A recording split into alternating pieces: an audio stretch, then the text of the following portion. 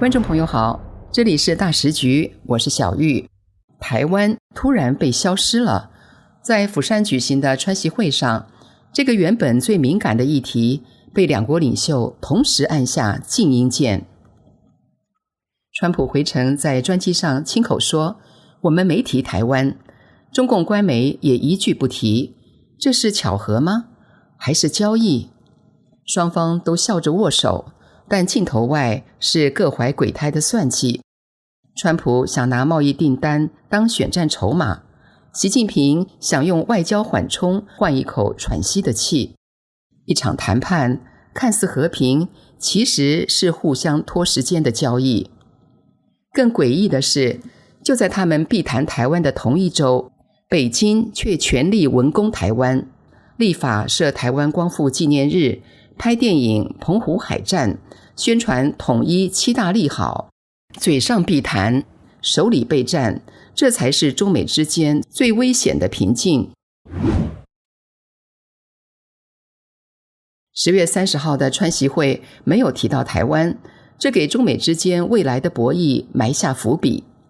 美国总统川普与习近平会谈后离开韩国。据法新社报道，在空军1号上，川普表示从来没提到台湾，这其实没有讨论。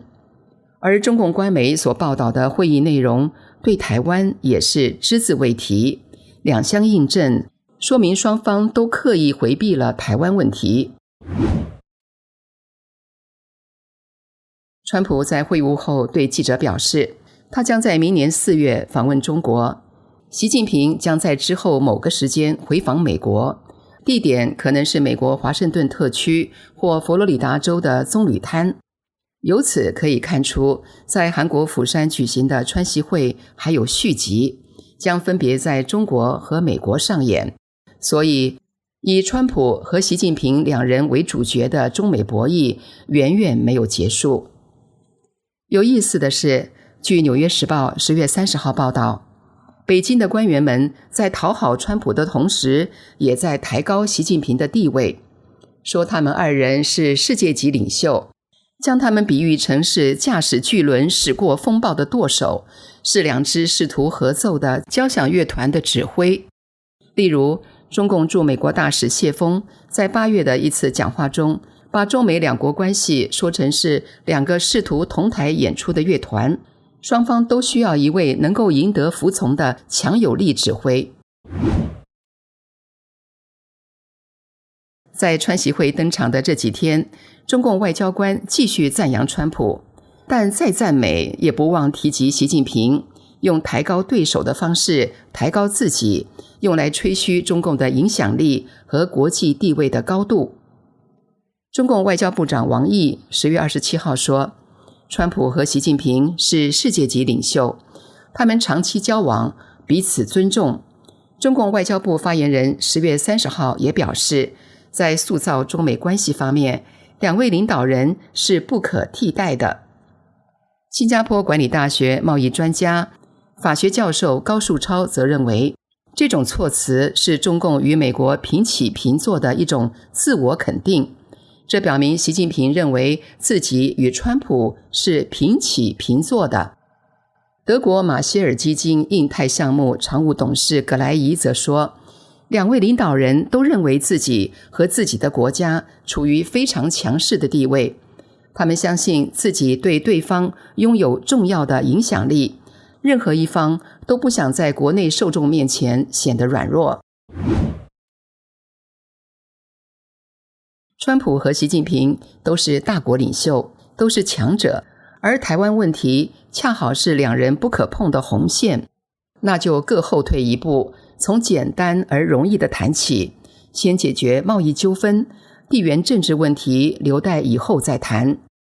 英国经济学人在川习会前就刊文预测，说关税是双方最容易达成一致的领域，而台湾这类的地缘政治问题最为棘手。于是习近平和川普在韩国釜山握手言和，川普爽快答应了习近平明年4月到中国访问的邀请。这在习近平看来是他在川习会上取得的外交成果，至少中共赢得了喘息的窗口。在外界看来，中美之间互不信任由来已久。习近平与川普握手言和，只是一种战略战术，是一种障眼法。因为在美国关税战的猛烈打击下，中国经济已经是奄奄一息，民生凋敝，中共财政也捉襟见肘，拆东墙补西墙，勉强应付，如何能实施中共刚刚发布的“10+5+5”规划呢？川普也要兑现自己的承诺，让中国重新购买美国大豆，放松稀土管制，缓解美国豆农和美国制造业的燃眉之急。川普在乘坐专机返美途中，在真相社交上发文说，习主席授权中国开始大量采购大豆、高粱和其他农产品。此外，中国已同意继续畅通无阻碍地输送稀土、关键矿产、磁体等。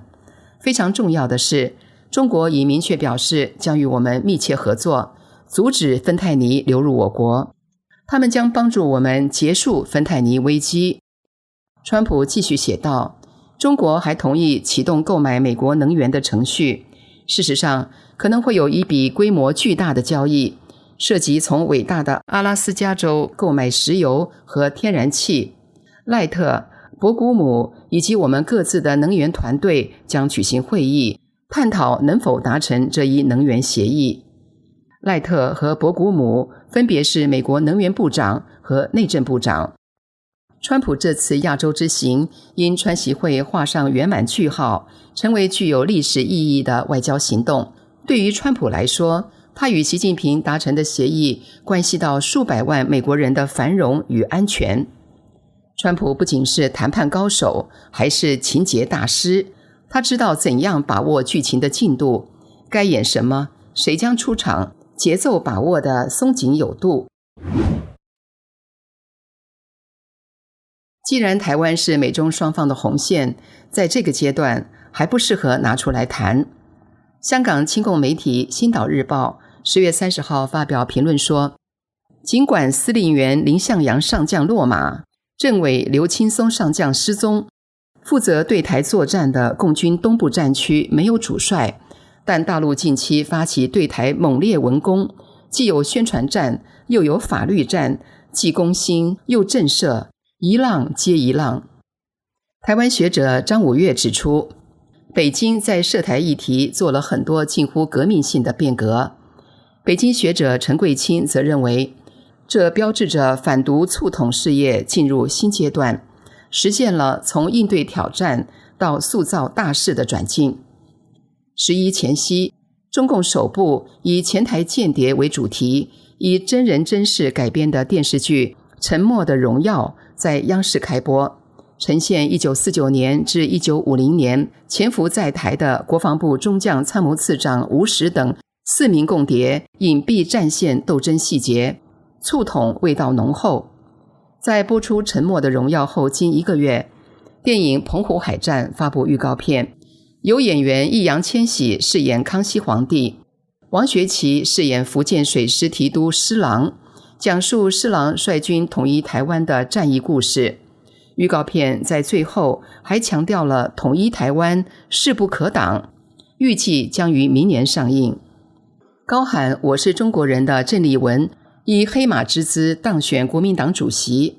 中共总书记习近平10月19号致电祝贺，提及推进国家统一，坚定守护中华民族共同家园，守护两岸同胞根本利益，携手开创中华民族更加美好的未来。中共全国人大常委会通过决定，将10月25号设立为台湾光复纪念日。之后，北京举办台湾光复80周年大会。中共全国政协主席王沪宁论述统一后的7个好处。党媒《人民日报》连续3天发布署名中台文的文章，当中还出现爱国者治台的论述，引起侧目。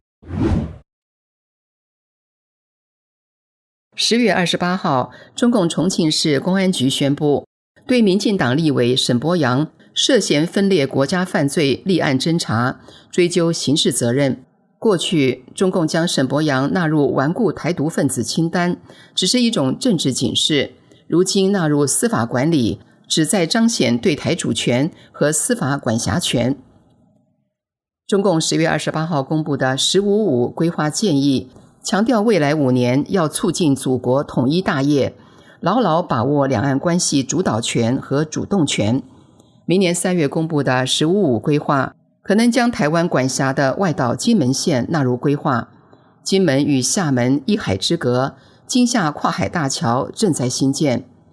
正如港媒所说，中共武统台湾的军头虽然全军覆没，对台湾的文攻却是一浪接着一浪，没有停歇的迹象。对川普的避谈台湾议题，中华民国总统府发言人郭雅慧在10月30号晚上表示，乐见任何有助于确保区域安全稳定现状的努力，乐见降低各种单边行为带来冲击、降低风险的努力，乐见中美领袖有这样的交流跟沟通。中共要科技强国，对美国的晶片是非常渴求的。不过，在韩国釜山的会晤上，川普没有和习近平谈到英伟达 Blackwell 晶片。川普在空军1号上表示，此次会谈并没有讨论到英伟达最先进人工智慧 AI 晶片 Blackwell。路透报道，川普的最新表态令英伟达希望获得美中两国批准，以防销售其最强 AI 晶片降级版的计划受到打击。美国批准向中共出口更强大的 AI 晶片，是英伟达 CEO 黄仁勋求之不得的，这将是英伟达企业获取的一项重大胜利。英伟达市值到10月29号已达5兆美元，市值全球第一，但对美国来说却是对中共的显著让步，可能动摇美国多年来为削弱中共 AI 实力所推行的政策。旅美经济学者何清廉10月30号撰文称，韩国釜山川习会只是中美拉锯式马拉松经济战的第2个回合。以美中两国的实力来说，这2个回合作为进攻方的美国没大赢，这个局面对美国可算作输。何清廉认为，与中共交往经验丰富的前副国务卿坎贝尔似乎看出了关键所在。川普的关注点是短期的、政治性的，而习近平则专注于维持与美国的长期竞争。何清廉指出，美国这些年蒙受极左之祸，川普 1.0 正是民主党倾尽全力在美国进行颜色革命的时期。川普除遭遇民主党与主流媒体全面围剿之外，还遭遇共和党建制派各种方式的打击与不合作。2018年3月开始对华贸易战之后，除了在2020年1月与中国签了一纸第1阶段贸易协定之外，收获不大。今年开始的关税战硝烟四起，至今对华关税战没赢，川普需要迅速以赢的姿态阶段性了结这场征战。2018年美国对华贸易战让中共产生了极大危机感，在美国内乱不已的情况下，中共对东南亚国家采取了 China+1 战略布局，大量中国制造采用贴牌、转运等方式继续销往美国与西方国家，这就是中美侧翼战。要想让这些国家听命于自己，比的是伤害能力。这方面美国具有极大优势，中共无法企及。此外，中国青中年失业率高，地方政府债务不断攀升，民众消费意愿低迷，都是中共当局不得不面对的问题。综合平衡之下，中共必须做出一定妥协。简单说来，川普现在需要有份成绩单，习近平则需要时间，此时达成协议可算双赢。国际媒体对习近平的关注，这些年政治上集中在他的内部清洗与加强社会控制，经济上集中在房地产衰退与大规模失业和他对私有经济的打压，以及低端劳密型产业的 China+1 布局。外交上聚焦于他与普京的友好合作及中美关系交恶，完全忽视了他从2015年以来对产业结构转型的布局。中国制造2025被美国在2018年斥为仿制、偷盗、剽窃美国技术之集大成，正是习近平主政第一任期内由李克强主持完成的。在美国对华贸易战的压力下，北京被迫在2019年放弃了中国制造2025，但很快不是声张地成立了规模210亿美元的国家制造业转型升级基金股份有限公司，对新材料、新一代信息技术和电力装备这3个领域进行投资，所谓的新三样：电动汽车、锂电池、光伏产品。2021年以来陆续推向国际市场，如洪水般淹没国际市场。这些习近平所谓的新质生产力引来海外中文媒体一片嘲讽之声，但西方投资界与工商界人士在中国制造的倾销下，意识到中共要将自己变为制造业的亚马逊，最终结果是击垮西方国家的制造业。2025中共20届4中全会结束，推出了新的5年规划，聚焦于人工智慧、晶片和主导全球生产链。在中国经济通货紧缩和地缘政治紧张的阴影下，中共此举公开表明，希望通过推进技术革新，赢得与美国竞争。中共希望加倍投入人工智慧、先进半导体、量子物理学和太空探索，以确保其技术主权。这是关乎中国，尤其是中共生存的优先事项。在何清莲看来，中美之间的竞争是长期的，这次中国没输，但受创严重，而且中美两国在今后的竞争中，主要是科技创新能力的竞争。美国的强势在于拥有强大的科技创新优势，美国科技的集群优势远高于中国科技。可以判定，在未来的科技战中，美国的科技对中国仍然具有极大优势，弱点在于国家意志的摇摆性。这种摇摆性源于总统任期与两党政策，日益激化的社会分裂也加剧了这种摇摆性。